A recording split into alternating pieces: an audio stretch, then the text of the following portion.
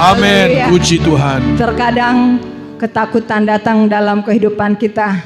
Ya mungkin tahun depan akan bagaimana, besok saya akan bagaimana. Tapi kalau kita percaya kepada Tuhan, Amin. kita andalkan Tuhan dalam kehidupan Amin. kita, tidak usah Haleluya. takut. Ya kita tidak usah takut, Amin. tidak usah Haleluya. khawatir. Ada Tuhan yang besar Amin. yang selalu Haleluya. menolong saya dan saudara. Amin. Amin. Dan kita Haleluya. percaya bangun pagi, siang hari, malam hari kita tidur juga Tuhan memberkati kita. Amin. Amin. Haleluya. Haleluya. Puji Tuhan. Kita masih akan nyanyikan pujian girang-girang. Saya undang kita berdiri semua. Kita mau bernyanyi bagi Tuhan. Kita bersyukur buat berkat-berkat yang Tuhan sudah limpahkan dalam kehidupan kita. Amin. Haleluya.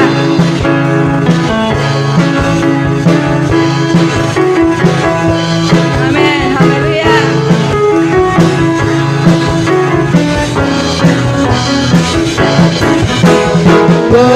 Bernyanyilah bagi Tuhan luar, nyanyikanlah nyanyian syukur bagi Dia, persembahkanlah korban Dan pujian atas kemurahan-Nya.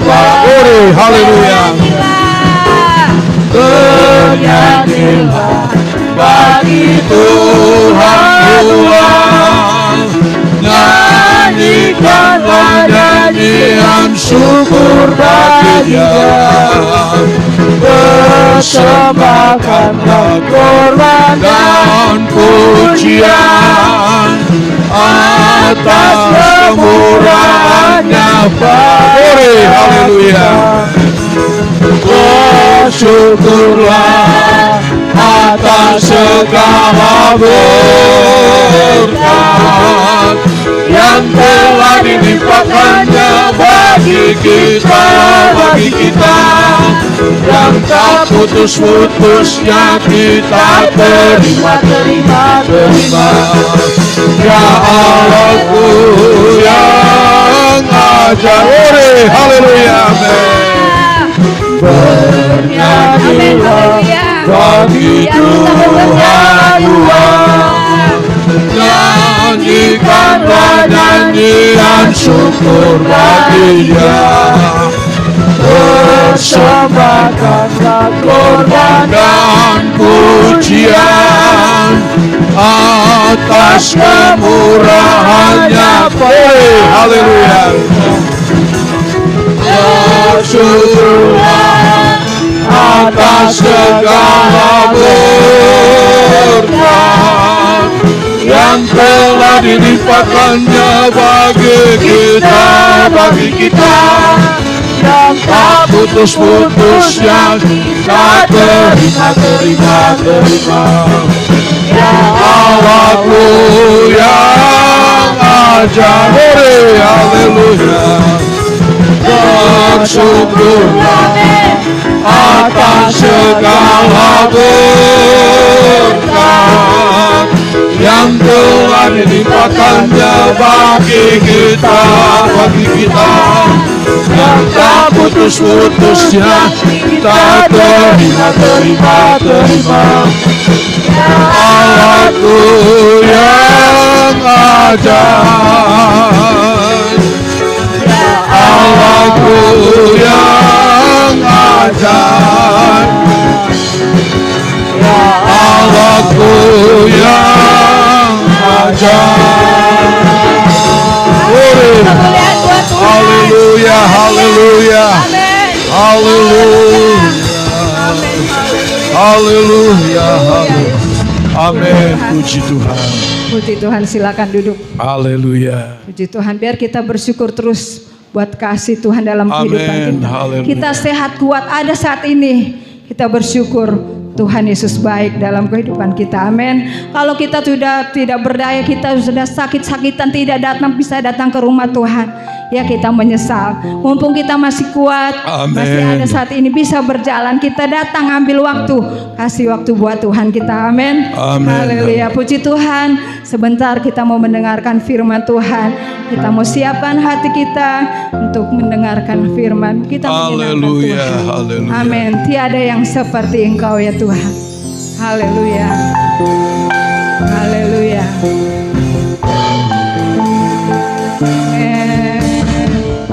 Kami percaya Engkau Tuhan. Haleluya.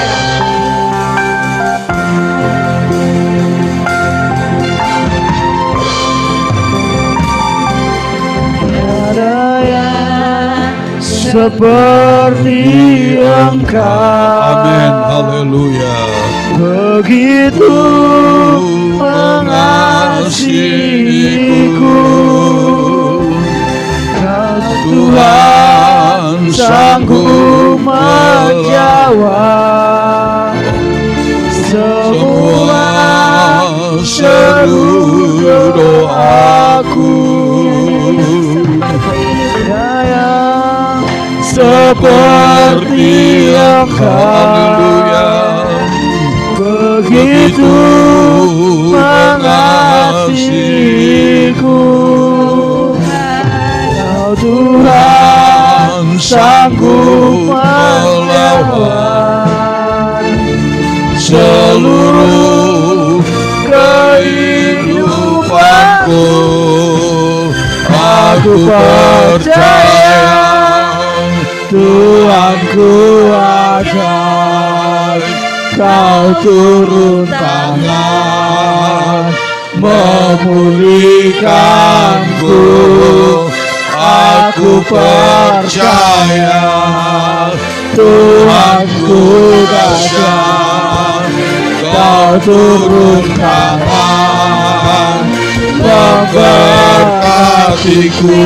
Haleluya. Glory, amin. Tiada yang seperti Engkau, begitu mengasihiku, Kau Tuhan sanggup menjawab semua seluruh doaku. Tiada yang seperti Engkau, begitu mengasihiku, Kau Tuhan sanggup melawan seluruh kehidupanku. Aku percaya Tuhanku dahsyat. Kau turun tangan memulihkanku. Aku percaya Tuhanku dahsyat. Kau turun tangan memberkati. Oh, haleluya. Aku percaya Tuhanku akan Kau turun tangan memulihkanku. Aku percaya, haleluya. Tuhanku ada, amin, amin. Kau turun tangan memberkati, haleluya. Tuhanku ada, Kau turun tangan memulihkanku. Aku percaya Tuhanku dahsyat. Kau turun tangan memberkatiku. Aku percaya Tuhanku dahsyat.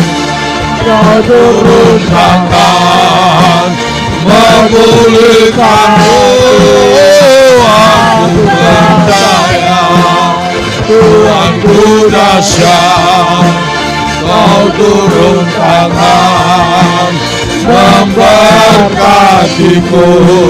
Kau turun tangan memulihkanku. Kau turun tangan memberkatiku.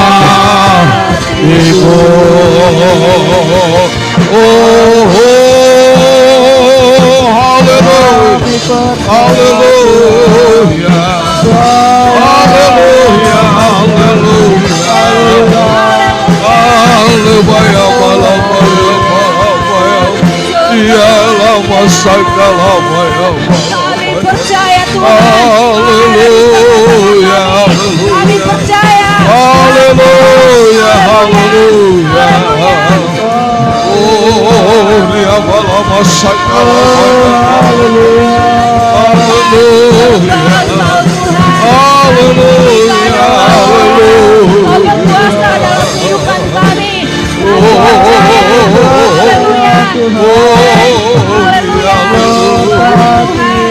Haleluya. Allah yang dahsyat, Allah yang luar biasa. Haleluya. Amin. Haleluya. Amin. Kita nyanyikan lagi refnya saja dan tidak Kristus. Ibu Haleluya. Sugiono pimpin dalam doa. Haleluya. Amin. Aku Percaya Tuhanku ajaib, Kau turun tangan memulihkanku. Aku percaya Tuhanku dahsyat, Kau turun tangan memberkati. Haleluya. Percaya Tuhanku ajaib, Kau turun tangan memulihkanku. Aku percaya Tuhanku dahsyat, Kau turun tangan memberkatiku. Kau turun tangan memulihkanku. Kau turun tangan memberkatiku. Oh, haleluya, haleluya, haleluya, haleluya, haleluya, masakala, haleluya, haleluya, haleluya, haleluya. Oh, dia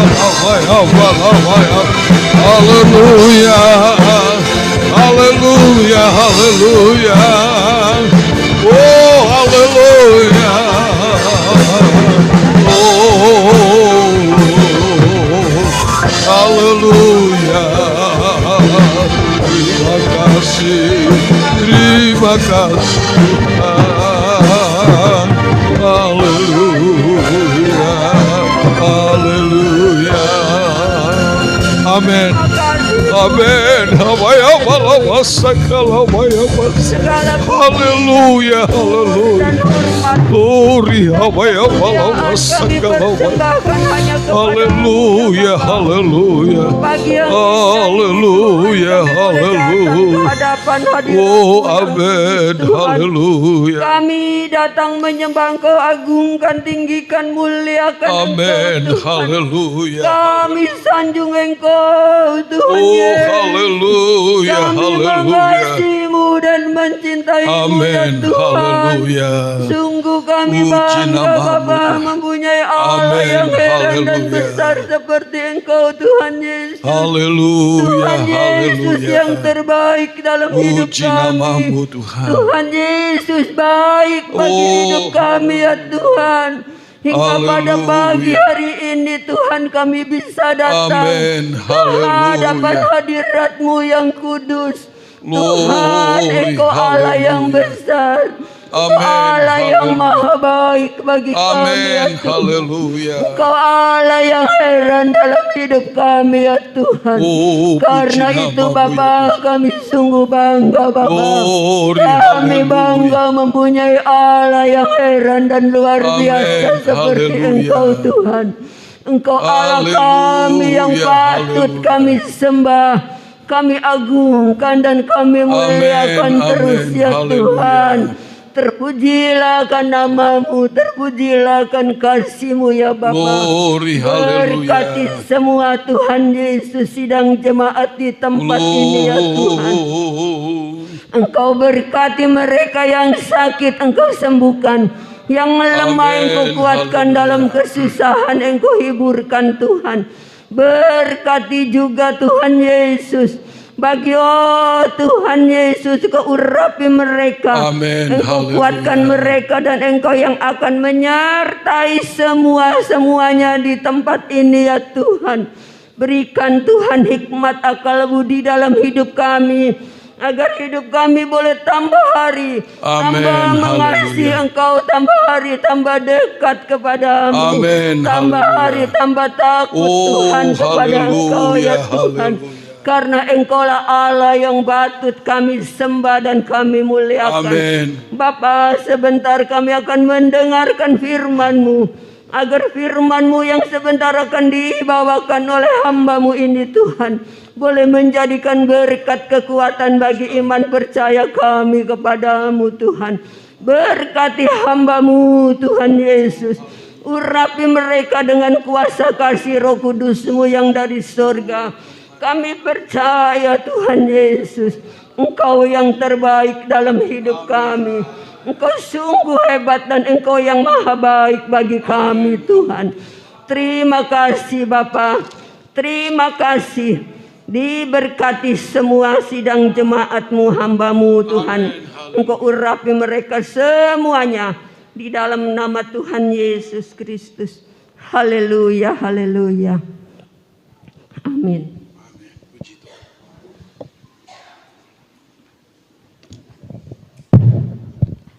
Haleluya. Puji Tuhan. Kita percaya Tuhan kita ajaib. Tuhan sanggup memulihkan kita. Tuhan sanggup menolong. Bahkan Tuhan selalu siap memberkati saya dan saudara. Baik berkat secara jasmani dan juga berkat-berkat secara rohani. Pada pagi hari ini kita akan melihat firman Tuhan yang tertulis di dalam Injil Matius pasal 13. Injil Matius pasal 13. Kita akan baca ayat 44 sampai dengan ayatnya yang ke-46.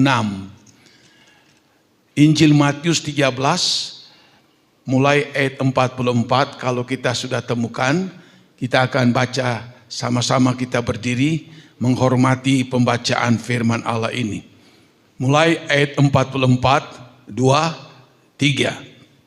Hal kerajaan sorga itu seumpama harta yang terpendam di ladang, yang ditemukan orang, lalu dipendamkannya lagi.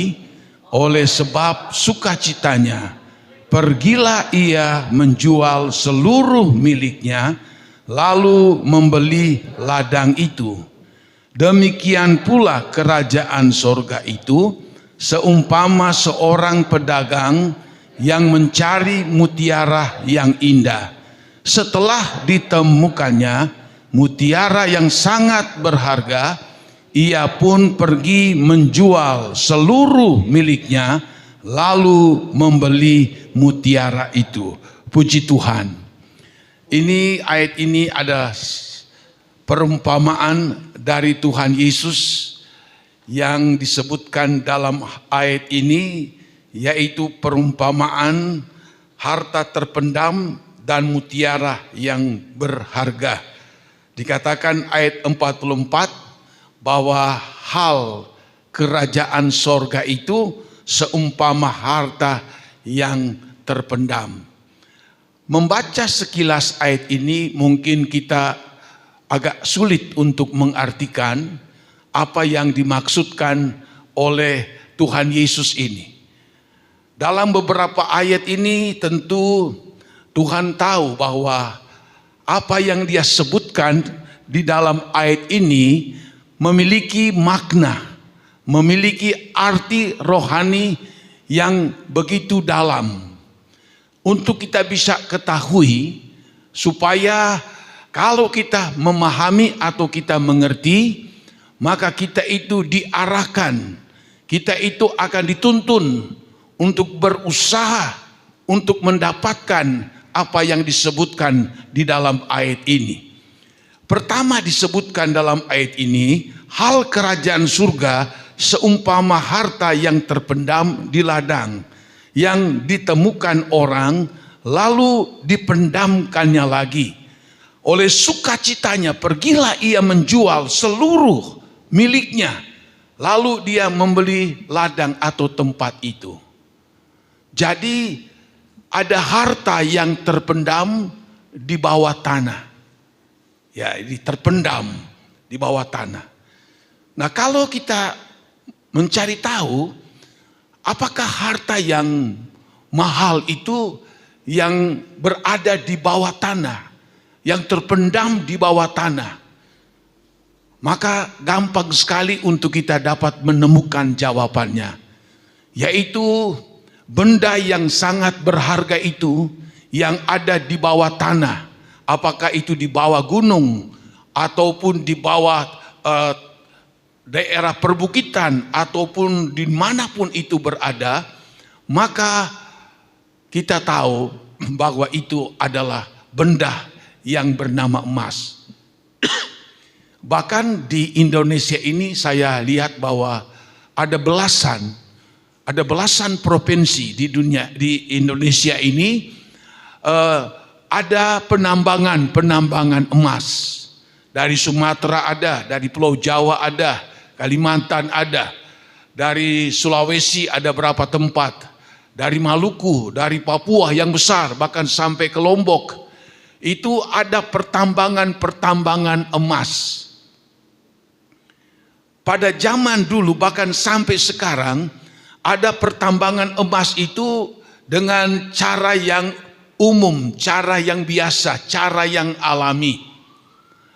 Namun juga sekarang kalau kita melihat berita di Freeport di Papua itu, orang Amerika yang mengerjakan, mereka memakai alat-alat mesin yang sangat besar untuk mengebor gunung sampai berapa ratus meter sampai ke bawah untuk mengebor sampai mesin itu ujung-ujungnya mengeluarkan batangan-batangan emas. Tapi zaman Tuhan belum ada seperti itu. Jadi pada zaman itu orang itu mencari benda yang dianggap mahal itu dengan cara alami. Mereka menggali suatu tempat di daerah kami itu mungkin kurang lebih 1,5 jam perjalanan, ada tambang emas, ada beberapa lokasi tambang emas. Bahkan ada juga kenalan saudara saya suka pergi ke daerah itu untuk menambang emas. Lalu bagaimana cara mereka menambang? Mereka itu sebagai orang Kristen, mereka berdoa lebih dulu, satu lokasi. Ya, mereka berdoa dulu supaya mereka akan menggali lubang itu akan ada hasilnya. Lalu mereka menggali lubang itu mungkin ya ukurannya mungkin 1,5 meter kali 1,5 meter, asal ada orang yang bisa masuk ke dalam situ. Dan bukan hanya 10 meter, 20 meter, tetapi puluhan meter, bahkan ratusan meter ke dalam. Bahkan sudah masuk ke dalam. Lalu di dalam juga ada cabang-cabang. Mereka membawa pahat, membawa cangkul, apapun yang mereka bawa itu untuk membongkar batu-batu yang ada di bawah tanah tersebut. Bahkan pun melalui perjuangan yang begitu berat. Ada saudara saya pernah ceritakan, yaitu di dekat pertambangan mereka, sebab pertambangan itu ada kelompok-kelompok orang. Satu kelompok misalnya 10 orang, kira-kira 50 meter di sebelah kiri ada lagi penambang, satu kelompok lagi. Lalu dia ceritakan kepada saya, waktu penambang yang ada tidak jauh dari mereka, tambang mereka yang sudah jauh ke dalam, ternyata kemasukan air. Lalu mereka mencari jalan bagaimana untuk menyedot air yang ada di dalam tambang yang memenuhi lubang yang mereka gali itu. Entah tanpa mereka sadar atau mereka pakai mesin. Dengan mesin Alkon mereka itu sedot. Tapi lama-kelamaan masih banyak. Lalu mereka bawa ke dalam mesinnya, lalu mereka sedot lagi. Tapi apa yang terjadi? Rupanya asap dari mesin diesel yang mereka bawa itu mengeluarkan asap yang cukup banyak, memasuki lubang-lubang yang ada di dalam. Dia katakan, tidak lama kemudian berteriak, sudah tidak ada suara di dalam. Tali yang dipakai menjadi kode sudah tidak bergerak lagi. Tandanya sudah mati. Lalu dia ceritakan bagaimana banyak orang yang datang membantu, mengeluarkan mungkin 4-5 orang yang di dalam. Dengan segala daya yang mereka miliki untuk mengurangi asap lebih dulu, memakai masker khusus lebih dulu, lalu mereka turun.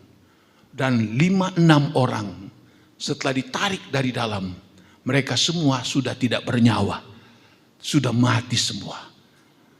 Itulah orang yang mencari emas dengan membayar nyawa mereka sendiri. Sebab emas memang sejak dari zaman dulu, apalagi sampai zaman sekarang, emas kalau tidak salah 1 gram saja sudah 1 juta lebih, ya. 1 juta lebih kalau tidak salah. Bayangkan, dapat saja 10 gram itu sudah 10 juta lebih. Padahal mereka itu bekerja juga tidak gampang. Mereka itu mempertaruhkan nyawa mereka untuk mendapatkannya. Nah, saudara-saudara, jadi harta yang terpendam ini, kalau dikatakan itu adalah emas, katakan.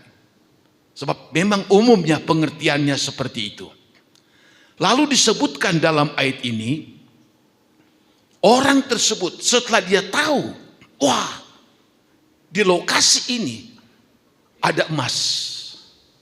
Lalu dikatakan, dia bersukacita. Lalu dia pulang, dia jual semua harta miliknya untuk membeli tempat tersebut yang ada emas di dalamnya.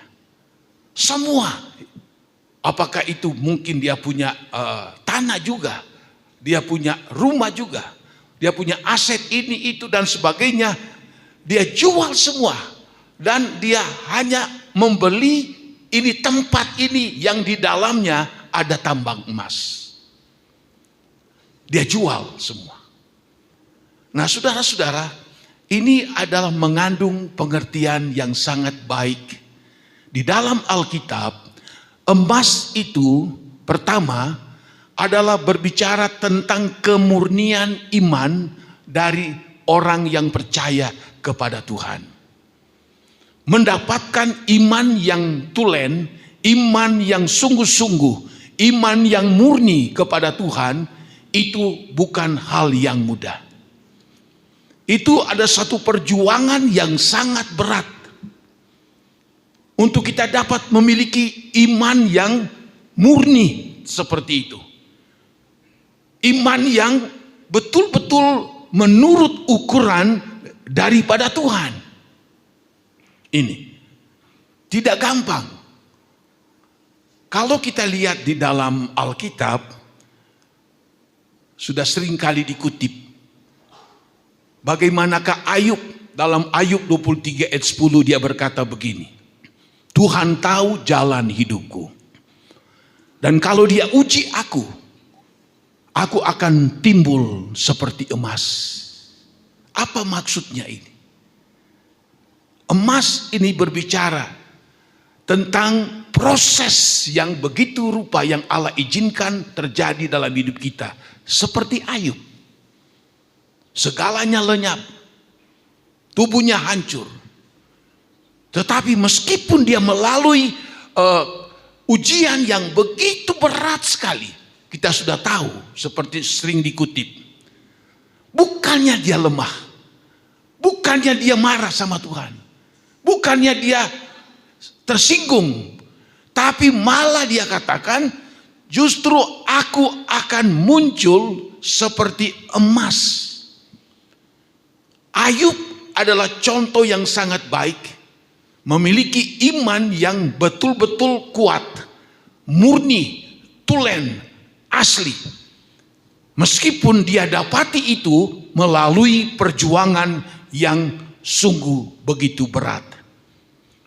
Bahkan di dalam Alkitab juga, kitab Sakaria pasal 12, di situ dikatakan di dalam ayatnya yang ke-9 berkata begini, kata Tuhan, aku akan menaruh yang sepertiga itu dalam api dan akan memurnikan mereka seperti orang memurnikan perak. Aku akan menguji mereka seperti orang menguji emas. Mereka akan memanggil namaku dan aku akan menjawab mereka. Aku akan berkata, mereka adalah umatku, dan mereka akan menjawab, Tuhan adalah Allahku. Untuk sampai kepada perkataan Allah, kamu adalah umatku, kamu adalah milikku, itu tidak mudah. Tetapi kita lihat dalam ayat ini, Tuhan akan menguji mereka seperti orang membakar perak dan emas di dalam api. Ini yang seringkali Allah lakukan dalam kehidupan kita orang percaya. Allah ingin sekali mengetahui sejauh mana iman kita kepada Tuhan. Apakah iman kita mungkin hanya sekedar saja, hanya 4-50%, 6-70%. Iman kita tidak bertumbuh dengan baik. Tapi Allah izinkan seperti di dalam ayat ini. Allah akan taruh mereka dalam perapian seperti menaruh perak di dalam api. Allah taruh mereka seperti emas yang dimurnikan di dalam api. Melalui ujian-ujian api yang begitu berat sekali, maka akhirnya dalam ayat yang kita baca ini, maka mereka akan memanggil namaku. Memang sering pada saat kita diuji dengan begitu berat, tidak ada orang yang mampu menolong kita. Tidak ada harapan siapapun yang kita temukan di dunia ini. Pada saat kesukaran, kesulitan yang Allah izinkan, seperti Allah menguji kita bagaikan dibakar dalam perak dan emas dalam api, baru kita berseru sama Tuhan, baru iman kita bangkit. Maka apa yang terjadi? Dikatakan, maka aku menjawab mereka. Dulunya, sebelum mereka diproses dengan api ujian, mereka memanggil Tuhan, berseru sama Tuhan. Tuhan tidak menjawab mereka. Sebab mereka belum diproses, belum dibentuk. Kehidupan rohani mereka masih amburadul. Pada waktu mereka mengalami masalah ujian, mereka berseru, Tuhan tidak dengar. Sebab belum teruji iman mereka. Tapi pada saat telah teruji, lalu mereka berseru kepada Allah. Firman Allah katakan, lalu aku menjawab mereka. Dan aku berkata, dan aku akan berkata, mereka adalah umatku. Dan mereka akan menjawab, Tuhan adalah Allahku. Ini yang Tuhan ingin sekali. Pada saat kita dibentuk bagaikan api, bagaikan emas perak dibentuk di dalam api, kita berseru kepada Tuhan dan Tuhan menjawab kita dalam keadaan seperti itu. Lalu kita sudah lihat tadi dalam ayat ini, maka aku berkata, oh baru sekarang aku mengatakan, kamu adalah umatku. Kamu adalah umat pilihanku. Jadi menjadi umat Allah, menjadi umat pilihan Tuhan, tidak serta-merta, oh saya sudah orang Kristen, saya sudah percaya Tuhan Yesus. Tidak. Itu melalui proses supaya kita mengerti, kita paham betul siapakah Allah itu. Sebab manusia seringkali kita bergantung kepada kekuatan, bergantung kepada akal, bergantung kepada pengalaman kita. Bahkan kita pun seringkali tidak sadar akan kekurangan dan kebodohan dan kelemahan kita. Sehingga kita seringkali mengalami benturan-benturan dalam menjalani hidup ini. Nah, pada saat ujian, dan ujian itu tidak main-main, seperti membakar emas dan perak di dalam api. Lalu Tuhan berkata, kamu adalah umatku. Dan kalau Tuhan sudah berkata, kamu adalah umatku, maka berarti sudah menjadi jaminan kita menjadi milik Allah di dunia, bahkan sampai di dalam kerajaan sorga. Bahkan di dalam 1 Korintus 3 juga, di situ disebutkan mengenai ada 6 dasar dalam kekristenan. Ada yang dikatakan membangun iman mereka di atas emas, kedua adalah perak, dan yang ketiga adalah batu permata. Tapi ada lagi golongan kedua, membangun di atas kayu, membangun di atas rumput, dan membangun di atas jerami. Itu firman Tuhan katakan 1 Korintus 3 ayat 12 dan 13. Lalu nanti api yang akan menguji 6 dasar ini. Nah, tentu kita sudah tahu jawabannya. Kayu mudah dimakan oleh api. Rumput apalagi, jerami apalagi. Nah, jadi kita lihat golongan kedua, dasar pengiringan mereka sama Tuhan berdasarkan seperti membangun dengan di atas kayu. Kelihatan bagus. Kayu kalau diukir begitu indah. Tapi dia tidak tahan api. Rumput dan jerami apalagi.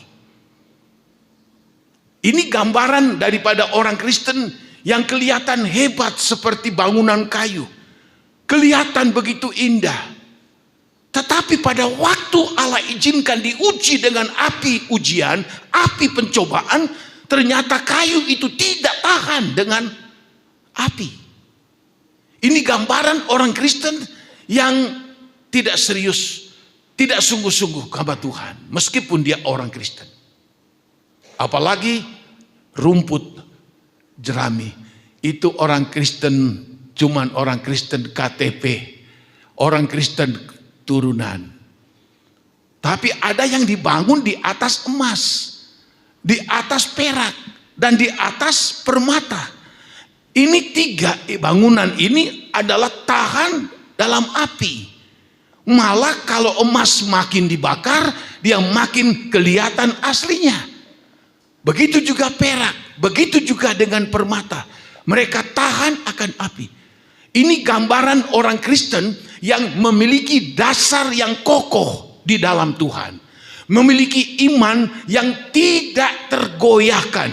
Memiliki iman yang sungguh murni di hadapan Tuhan.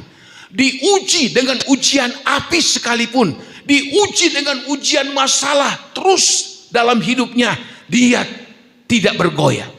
Dia tetap pegang nama Yesus sebagai Tuhan dan Juru Selamat. Ini bagaikan harta yang sangat indah dalam kehidupan kita orang Kristen. Ini yang harus kita usahakan dalam hidup ini. Setiap hari kita datang ke gereja hari Minggu. Bukan sekedar kita datang ke gereja. Tetapi pada waktu kita datang ke gereja, kita memiliki satu keinginan Tuhan. Semoga ibadah ini memberkati saya. Iman saya akan makin bertumbuh. Iman saya akan makin bangkit. Iman saya akan makin kuat. Iman saya Engkau tolong supaya aku memiliki iman seperti dimiliki oleh Ayub. Aku memiliki iman seperti emas yang dimurnikan dengan api. Aku memiliki iman yang seperti perak yang tidak takut akan api, apalagi permata. Ini suatu kekayaan rohani yang ada di dalam kehidupan kita. Kekayaan iman yang model seperti ini mengalahkan semua apa yang ada di dalam dunia. Sebab apa Tuhan Yesus katakan, apa gunanya kamu memiliki seluruh isi dunia, tapi engkau akan binasa. Harta duniawi, kemewahan duniawi, kemegahan duniawi tidak bisa membayar keselamatan. Maka itu sebabnya Tuhan Yesus katakan, setelah si orang ini melihat, wah di sini ada emas, dia jual semua. Dia tidak peduli apa yang jadi miliknya untuk mendapatkan tempat itu. Sebab dia tahu ini tempat inilah bila mana aku akan olah. Tempat ini yang akan membuat saya menjadi anak Tuhan yang serius, yang sungguh-sungguh. Tempat ini akan saya olah nanti mendapatkan emas itu. Maka ini akan menjamin kehidupan saya selama di dunia. Dan ini juga akan menjamin kehidupan saya sampai nanti masuk dalam kerajaan surga. Makanya dia jual semua yang dia miliki untuk mendapatkan ini. Saya dan saudara, di dalam pribadi kita ada ladang-ladang emas yang ada di dalam diri kita, hidup kita. Kita ini setiap pribadi ada ladang-ladang yang ada pada kita. Lalu bagaimana kita mengolah, bagaimana kita menggali itu untuk mendapatkan emas dan emas dan emas dan emas. Kita semua ada itu. Tapi bagaimana cara kita bekerja keras untuk mendapatkan emas-emas rohani itu, kekayaan iman yang besar itu. Ada orang yang baru, waduh, saya nggak mau capek. Aduh, melihat, waduh, biarkan saja. Malas. Nah, kalau malas, dia tidak mendapatkan apa-apa. Padahal dia sudah ada di ladang emas itu. Ini perlu saya dan saudara sadari. Jangan uruslah bagaimana orang lain. Urus diri kita sendiri. Saya dan saudara punya ladang emas itu masing-masing. Namun bagaimana cara kita mengolahnya dan bagaimana cara kita mendapatkannya. Kalau kita rajin, kita sungguh-sungguh kepada Tuhan, maka setiap minggu kita berbakti, kita dapat mendapatkan emas sedikit demi sedikit. Lama-kelamaan emas-emas rohani itu, kekayaan rohani makin banyak dalam diri kita sebagai persembahan rohani yang kita bawa kepada Tuhan. Kalau ladang itu cuma ditengok saja, kapan bisa dapat? Orang menggali emas tidak gampang, terus dengan susah payah. Jadi emas berbicara tentang iman yang dimurnikan dalam api. Bahkan dalam 1 Petrus 1 juga, di situ ditulis ayat 6 dan 7. Allah izinkan kita melewati penderitaan, kesukaran. Untuk apa? Di situ ditulis untuk menguji kita. Emas yang dibakar dengan api, begitu juga kita. Untuk mendapatkan keaslian, kemurnian iman kita, haruslah itu diuji begitu rupa. Jadi kalau kita diuji, Allah izinkan cobaan-cobaan karena kita sebagai anak Tuhan, maka kita hanya berkata puji Tuhan. Tuhan uji aku, Tuhan kuatkan saya. Supaya apa? Saya mampu menghadapi semuanya ini. Karena saya yakin, saya percaya, tidak sia-sia apa yang aku perjuangkan ini. Ini harta yang sangat indah. Lalu emas juga itu adalah berbicara tentang apa yang Tuhan sediakan untuk saya dan saudara. Ya, di dalam Wahyu pasal 21 kita baca di dalam ayat 18, Wahyu 21 ayat 18 berkata begini. Tembok itu terbuat dari permata yaspis. Dan kota itu sendiri dari emas tulen bagaikan kaca murni. Jadi emas juga ini diceritakan di dalam kitab Wahyu 21 ayatnya yang ke-18 ini. Sorga itu dikatakan, ya, saya ulang, dan kota itu sendiri dari emas tulen bagaikan kaca murni. Kota itu, kota apa? Kota Yerusalem baru. Kemana mata kita memandang? Kita lihat kota itu seluruhnya. Dikatakan dalam ayat ini, dari emas tulen bagaikan kaca murni. Emas di dunia ini belum mungkin ada yang seperti kaca murni. Ada terjemahan lain bagaikan kristal, putih mengkilap, emas. Saking luar biasanya emas itu, saudara. Sampai disebutkan seperti kaca murni. Saya ulangi lagi. Dan kota itu sendiri dari emas tulen bagaikan kaca murni. Seperti apa kota seperti itu? Temboknya dari permata yaspis. Saya cari apa ini yaspis ini. Dia adalah batu permata yang ada warna kemerah-merahan, ada campur sedikit hitam sedikit, ada berapa corak kelihatan, tapi merah maron yang lebih menonjol. Tetapi permata yaspis tembus pandang. Batu apapun di dunia ini tidak bisa tembus pandang. Permata yaspis tembus pandang.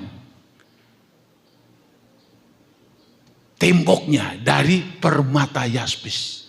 Seluruh kota itu dari emas.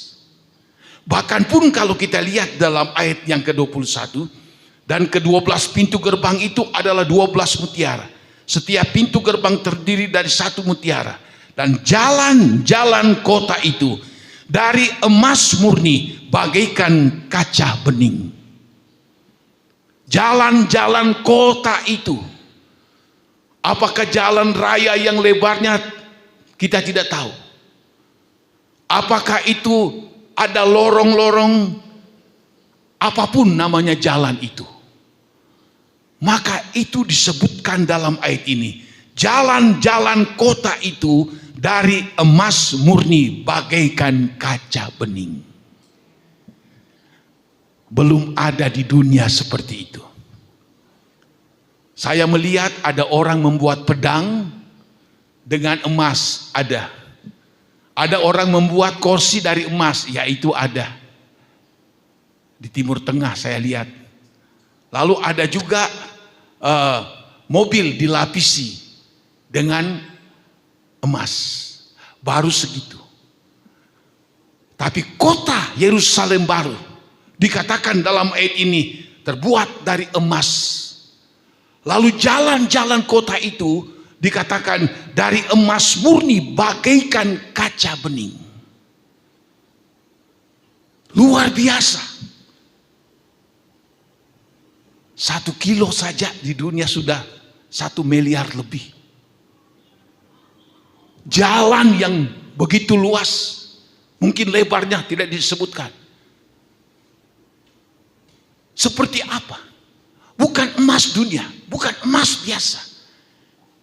Itu emas yang dibuat oleh Allah sendiri untuk membuat kerajaan surga, kota Yerusalem baru itu. Nah, kalau saja kita mengerti, memahami ini, Tuhan Yesus katakan, waktu dia tahu ladang itu ada berisi emas, dia jual semuanya. Lalu dia mendapatkan, membeli ladang emas itu. Begitu juga saya dan saudara. Kalau kita paham betul-betul apa yang Tuhan sediakan untuk saya dan saudara, bukan saja kita bisa diselamatkan, bukan saja kita mendapat hidup yang kekal, bukan saja kita mendapatkan rumah yang disediakan oleh Allah, tapi kota itu dibuat dari emas, jalan-jalannya pun dibuat dari emas yang bening bagaikan kaca.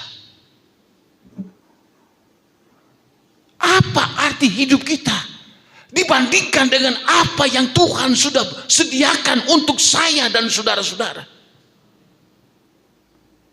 Saya pernah katakan, barangkali sehebat-hebatnya korban yang kita persembahkan kepada Tuhan, andai kata dijadikan emas murni bagaikan kaca, itu mungkin hanya ukuran barangkali 1 meter persegi saja.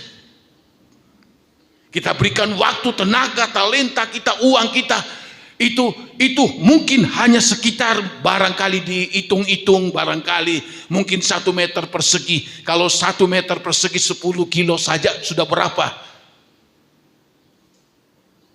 Jalan dari kerajaan surga Yerusalem baru emas tulen, jalan-jalannya daripada emas. Kalau kita renungkan hal ini, kenapa Yesus katakan dia jual semua untuk mendapatkan ini? Arti apa yang Tuhan maksudkan di sini? Artinya apapun dunia yang kita miliki di dalam dunia ini, sehebat apapun, semakmur apapun, sekaya apapun, apa yang kita dapati dan miliki di dalam dunia ini tidak sebanding dengan apa yang Tuhan sediakan dalam kehidupan saya dan saudara-saudara. Untuk apa? Keselamatan saja kita tidak bisa bayar dengan uang, tenaga, talenta. Hidup yang kekal pun kita tidak bisa bayar. Mendapatkan rumah kita tidak bisa bayar. Semua fasilitas-fasilitas yang disediakan Allah kita tidak bisa bayar dengan apa yang kita miliki. Tujuannya di sini Tuhan Yesus ingatkan kepada saya dan saudara, hei umat-umatku, jangan engkau itu terbawa oleh situasi keadaan dunia ini. Seindah apapun dunia, sebesar apapun kemewahan dunia, semuanya sia-sia, nanti juga akan dibakar dengan api. Tuhan ingatkan kita, ini ada sorga, kerajaan surga, ada kota Yerusalem baru yang dibuat dari emas, jalan-jalannya dari emas tulen murni bagaikan kaca kristal. Kalau kita renungkan ini, sebetulnya kalau kita malas beribadah, kita malu sama Tuhan. Kalau kita tidak sungguh-sungguh malu sama Tuhan, mungkin malaikat di sorga terlaluan. Tuhan sudah sediakan seluruh fasilitas yang begitu mewah, engkau tidak pernah miliki dalam dunia. Itu yang Allah sediakan. Tapi uripe siraling Tuhan asal-asalan. Engkau tidak serius sama Tuhan. Tuhan juga sedih, kecewa. Apa yang Tuhan sediakan tidak sebanding dengan apa yang kita lakukan untuk Tuhan. Kita seringkali hitung-hitungan sama Tuhan. Tuhan tidak pernah hitung-hitungan dengan kita. Dia jual semua apapun yang dia miliki untuk mendapatkan ladang yang ada emas di dalam. Begitu juga saya dan saudara. Kita sudah disediakan tempat kerajaan surga, kota Yerusalem baru. Jalannya dari emas, lantainya dari emas, dan kota itu dibuat dari emas. Bukan emas sembarangan emas. Jadi kalau kita lihat apa yang Tuhan Yesus katakan, harta dunia itu tidak ada arti. Dia jual semua. Asal aku dapatkan ini. Aku miliki ini. Dan kalau kita paham akan apa yang Tuhan Yesus katakan ini, saya berdoa dan saya juga berharap kita lebih menjadikan Tuhan itu lebih sungguh-sungguh sama Tuhan. Kita lebih mengasihi Tuhan. Kita lebih menuruti akan segala firman dari Tuhan. Kita melakukan itu untuk kebaikan kita sendiri, bukan untuk Tuhan. Bagi Tuhan, kita tidak mengasihi, loss. Kita tidak melakukan, loss, tidak apa-apa. Tidak, Tuhan tidak rugi. Yang rugi justru adalah kita. Sebab Tuhan tidak kehabisan kuasanya. Dia ciptakan langit dan bumi dan seluruh isinya. Bahkan dia ciptakan kita manusia. Tuhan juga mampu menciptakan siapapun yang dia ingini. Sayang kalau Tuhan sudah sediakan seluruh fasilitasnya. Lalu kita orang Kristen masa bodoh itu. Kita tidak serius, kita lebih memikirkan diri kita sendiri daripada Tuhan. Itu yang pertama. Lalu kita lihat di dalam Injil Matius tadi dikatakan begini. Lalu demikian pula hal kerajaan surga itu seumpama seorang pedagang yang mencari mutiara yang indah. Setelah ditemukannya mutiara yang sangat berharga, ia pun pergi menjual seluruh miliknya lalu membeli mutiara itu. Kok tidak disebutkan benda lain, tapi disebutkan oleh Tuhan Yesus mutiara. Tuhan punya maksud, punya tujuan. Sebab apa? Disebutkan dalam ayat ini, mutiara itu sangat berharga. Memang zaman sekarang ini ada berapa tipe mutiara? Ada mutiara air tawar, itu harganya rendah. Ada mutiara air asin atau laut, atau membudidayakan, menternakkan kerang untuk mendapatkan mutiara. Nah saudara kalau pergi ke Lombok, itu Lombok Utara itu di daerah pinggir pantai di situ banyak sekali para petani beternak kerang untuk mereka dengan luas sekali, ada yang bisa mencapai, ada yang setengah hektar, ada yang lebih, tergantung modal. Itu kerang kerang tiram, namanya kerang tiram yang menghasilkan mutiara. Yang di Lombok itu bisa 3 tahun bisa panen. Harganya ya lumayan. Tapi ada satu macam mutiara yang betul-betul murni dan betul-betul asli yang harganya sangat mahal. Dia berada di lautan yang dalam.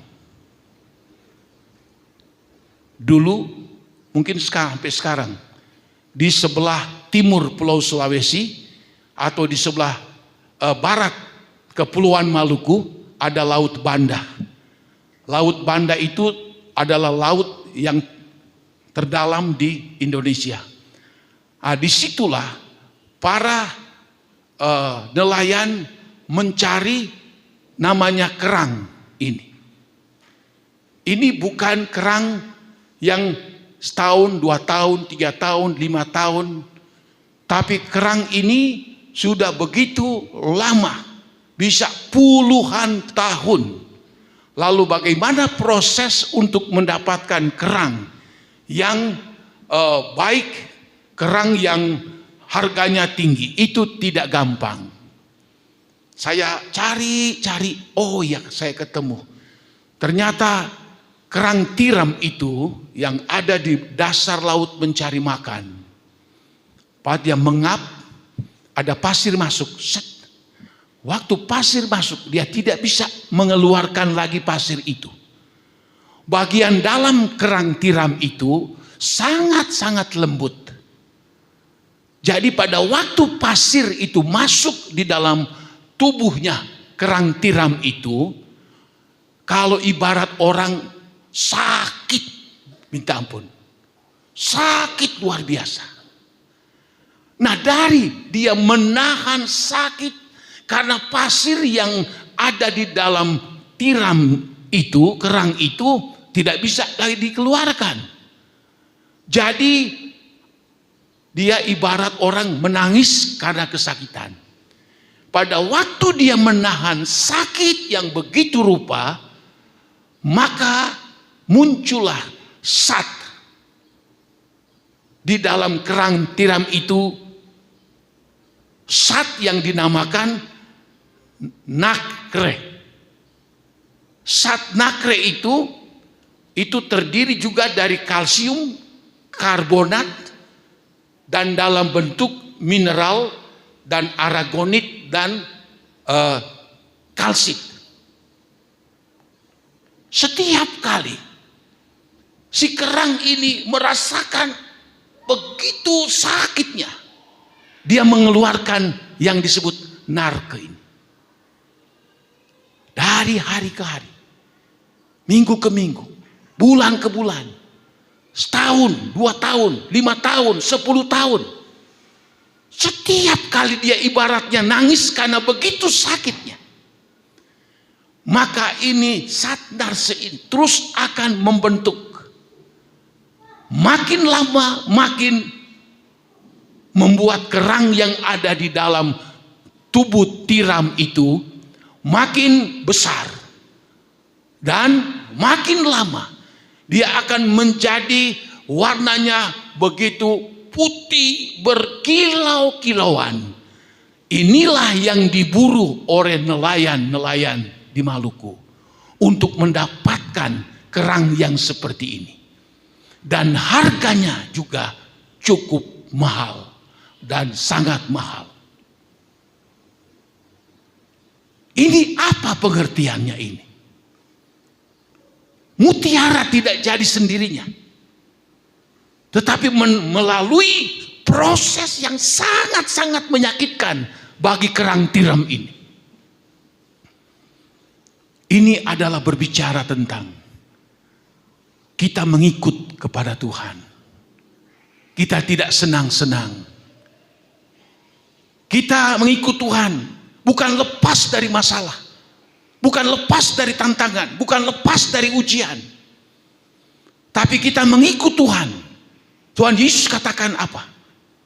Kalau kamu tidak memikul salib dan menyangkal diri, kamu tidak berlayak menjadi muridku.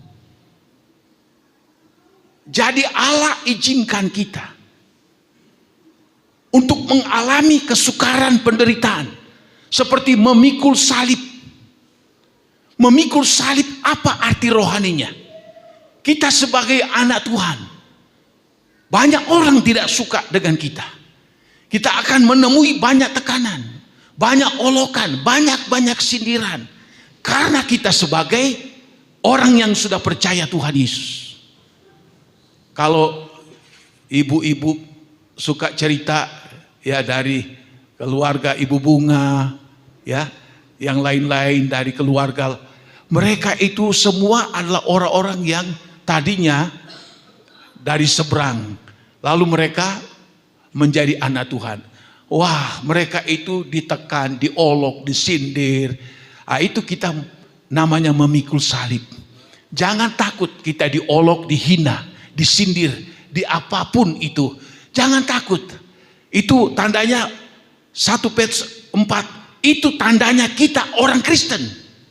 Bahkan firman Allah katakan, jikalau kamu menderita karena Kristus, itu tandanya kemuliaan Allah ada di dalam kehidupanmu. Jangan engkau kaget, jangan engkau heran akan semuanya itu. Lalu apa lagi?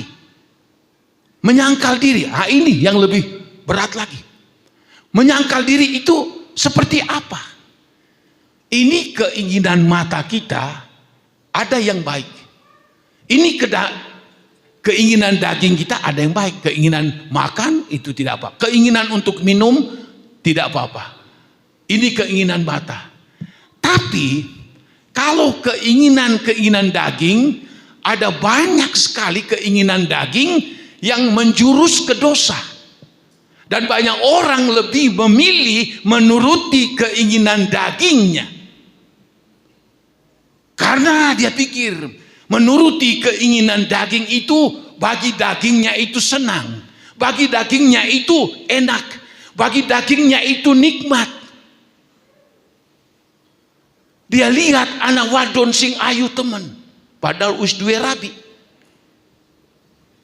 Lalu seharusnya dia menyangkal diri, saya sudah punya istri, dia sudah punya suami, atau dia seorang gadis.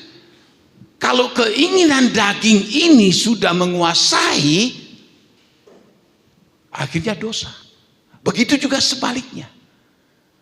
Keinginan daging ini kita harus kontrol baik-baik. Setiap hari. Bukan cuma setiap hari. Setiap detik, setiap menit. Sebab keinginan daging kita ini tidak bisa kita hentikan begitu saja. Keinginan mata tidak bisa kita hentikan begitu saja. Itu memerlukan perjuangan. Memerlukan iman. Memerlukan kesungguhan. Memerlukan takut akan Tuhan, memerlukan mengasihi akan Tuhan. Sehingga keinginan daging yang berdosa ini kita bisa lawan. Sebab buah roh terakhir adalah kita diberikan Tuhan kemampuan untuk mengendalikan diri ini. Melawan keinginan daging.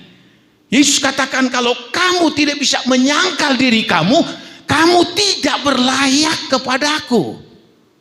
Masalah bagi banyak orang, termasuk juga kita orang Kristen, seringkali kita sulit untuk apa? Untuk bisa mengekang keinginan daging, keinginan mata kita ini. Kita sulit untuk menyangkal diri. Kita itu ingin, apa yang kita ingin kita lakukan. Apa yang kita mau, apa boleh buat, dosa tidak dosa, ayo terjang saja. Itu situasi keadaan manusia, siapapun dia, termasuk kita orang Kristen. Tetapi kalau dia takut Tuhan, mengasihi Tuhan, dia rindu supaya dia itu masuk surga, selamat, dia akan lawan ini keinginan daging, keinginan mata yang berdosa. Dia lawan. Dia tidak akan terbawa dengan keinginan-keinginan matanya, dengan keinginan-keinginan daging yang berdosa. Dia lawan. Tuhan tolong saya, kuatkan saya, mampukan saya, melawan akan semuanya itu. Itu yang namanya menyangkal diri. Memang tidak semua mungkin orang memikul salib. Di dunia Kristen mereka enak berbakti. Tapi kalau soal menyangkal diri, itu semua kita orang Kristen alami itu. Maka itulah sebabnya, meskipun mungkin kita berat untuk menyangkal diri ini, kita merasa rugi untuk menyangkal diri ini, karena kita tidak turuti keinginannya. Kita mungkin merasa, aduh, tertekan, aduh, tidak kesampaian, karena kita mau menyangkal diri. Ya, siapapun dia, pendeta sekalipun, kita orang Kristen sekalipun, harus memiliki kontrol yang kuat untuk apa? Menyangkal diri ini.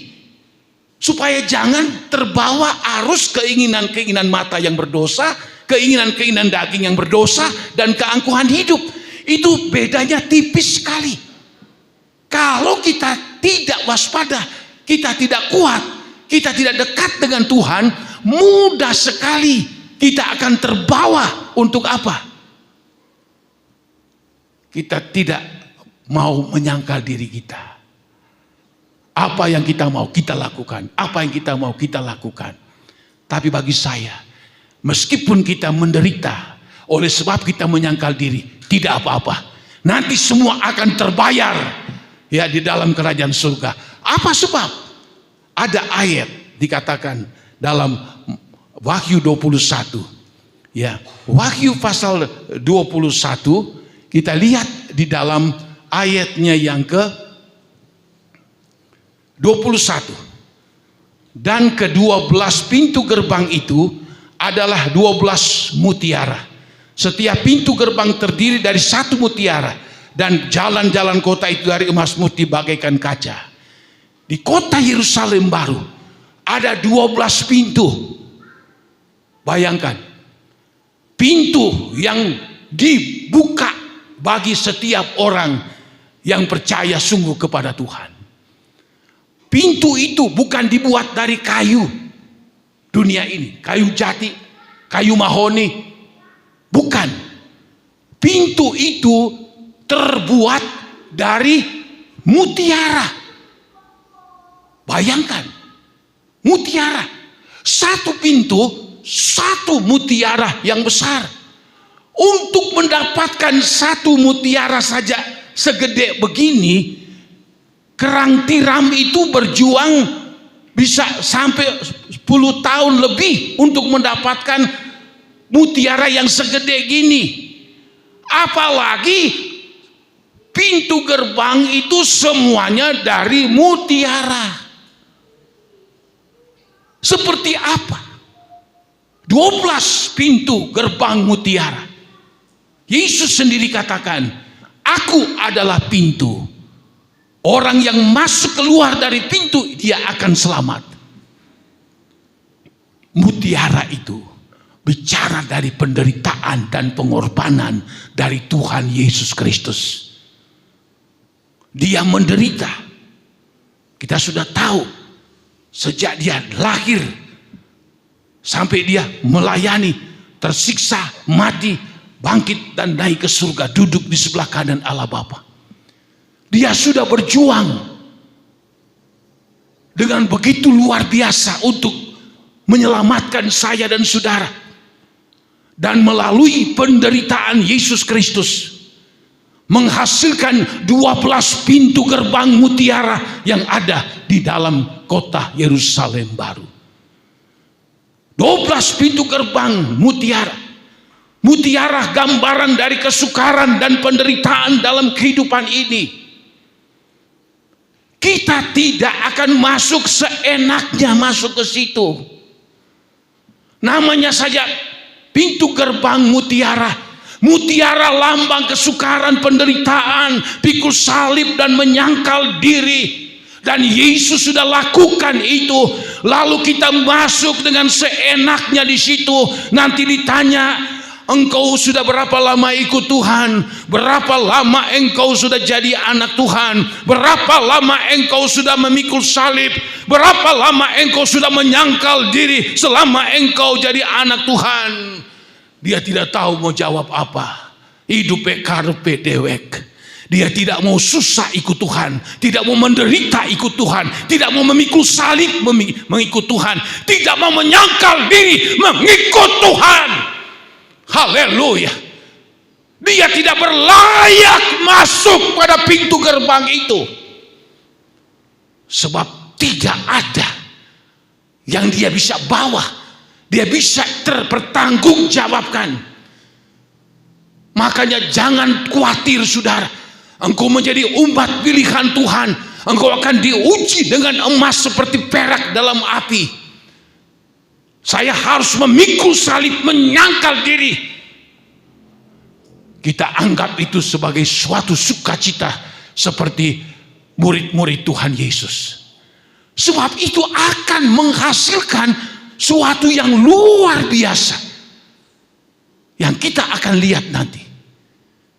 Jadi jangan takut menyangkal diri, jangan takut memikul salib, jangan takut kita menderita karena Tuhan.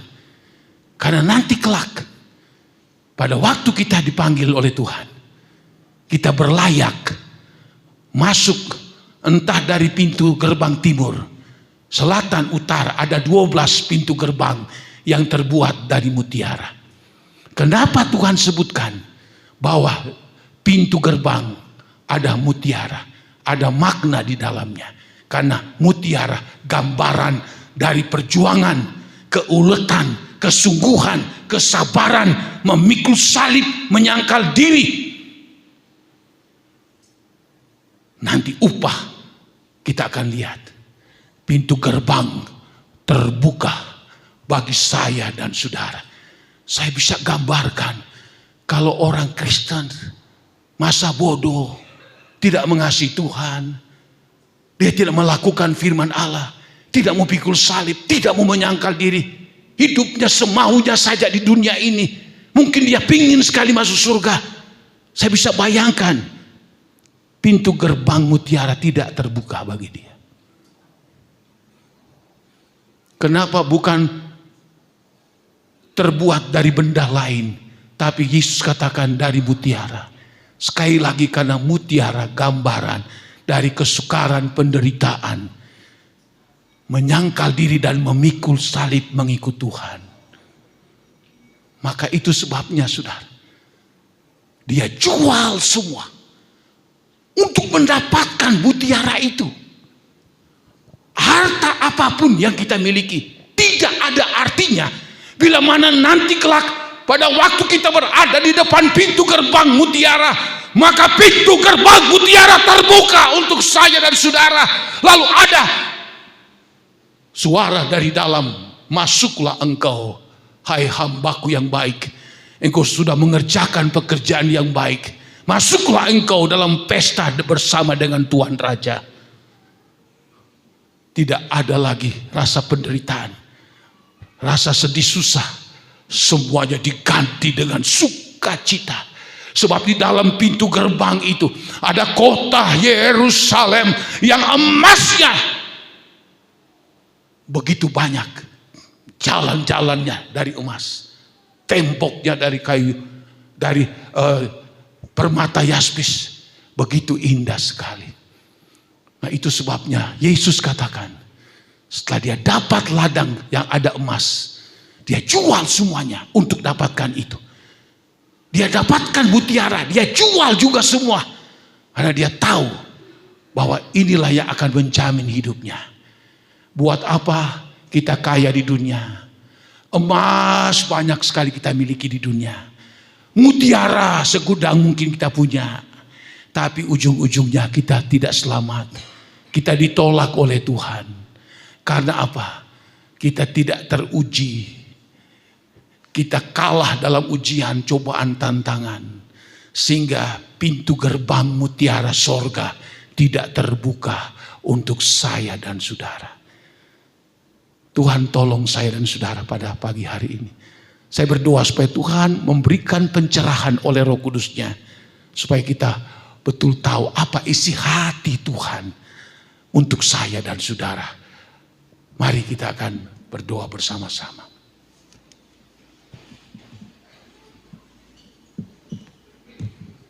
Haleluya, haleluya.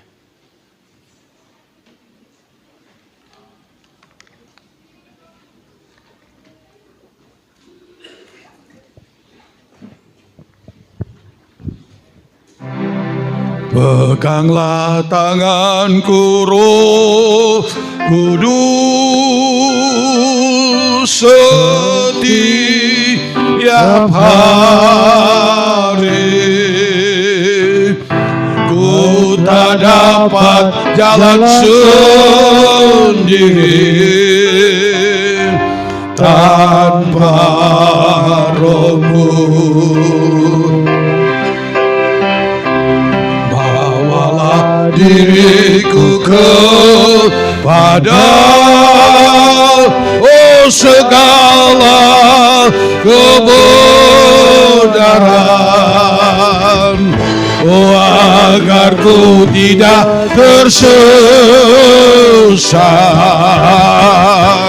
mengikuti. Ya, peganglah tanganku Roh Kudus. Di Bapak datang berdoa. Peganglah tanganku Roh Kudus. Setiap haleluya, ku tak dapat jalan sendiri, haleluya, tanpa Roh-Mu. Bawalah diriku kepada segala kebenaran, haleluya, agar ku tidak tersesat mengikuti, agar ku tidak tersesat, haleluya, agar ku tidak tersesat mengikuti jalan-Mu.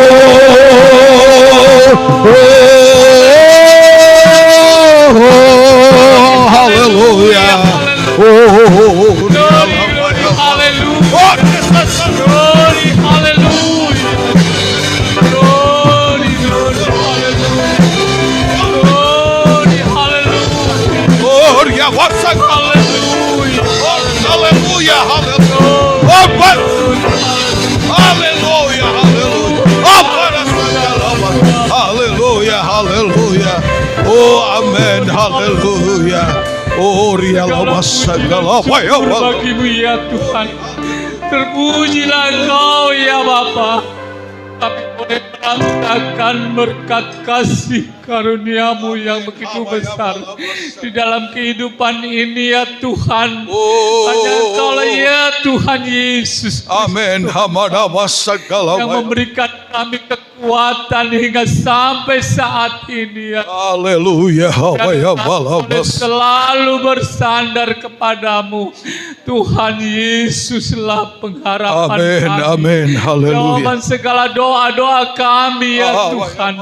Kami percaya hanya Engkau yang sanggup memampukan kami. Amin. Selalu berserah diri kepadamu ya Tuhan. Amin. Ikut salib-Mu ya Tuhan. Hanya Engkau Yesus Tuhan jalan kebenaran dan hidup bagi kami. Biarlah kami selalu Tuhan, oh Bapa, oh duduk diam di bawah kaki-Mu ya Tuhan. Oh berjalan sesuai kehendak-Mu ya Tuhan yang jadi dalam hidup kami. Kami percayanya Engkau Yesus yang sanggup memampukan kami ya Tuhan. Agar selalu berjalan sesuai dan kehendak-Mu ya Bapa.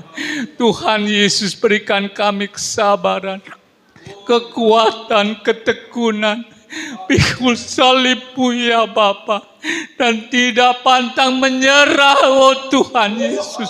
Berjalan sesuai dan kehendak-Mu Bapa. Tuhan Yesus koreksi hati, pikiran, jiwa, roh kami selalu tiap hari, agar kami selalu menyenangkan hati-Mu Bapa. Ampuni kami yang berdosa ini Tuhan. Biar kami selalu oh Tuhan, oh berpegang teguh di dalam ketetapan-ketetapan yang daripada-Mu ya Bapa. Ampuni kami ya Tuhan, hamba-Mu ya Tuhan, yang di dalam keseharian kami masih Tuhan berkompromi di dalam dagingnya Tuhan. Ampuni kami ya Bapa, agar kami selalu mengoreksi hati kami, mengoreksi segala laku kami ya Tuhan, agar kami boleh makin hari makin berkenan kepadamu, agar kami boleh menyenangkan hatimu, agar kami boleh dibukakan jalan selamatmu Bapa. Terpujilah Yesus Tuhan. Terima kasih Bapa, terpujilah akan namamu. Terpujilah namamu Yesus Kristus Tuhan penyelamat kami. Sebentar kami hendak memberikan persembahan ya Tuhan. Tilik tangan-tangan kami semua Bapa, memberikan persembahan yang terbaik bagimu ya Bapa. Itulah yang menjadi kerinduan kami. Terpujilah namamu Yesus. Tuhan kami yang hidup, kami berdoa mengucap syukur. Haleluya. Amin.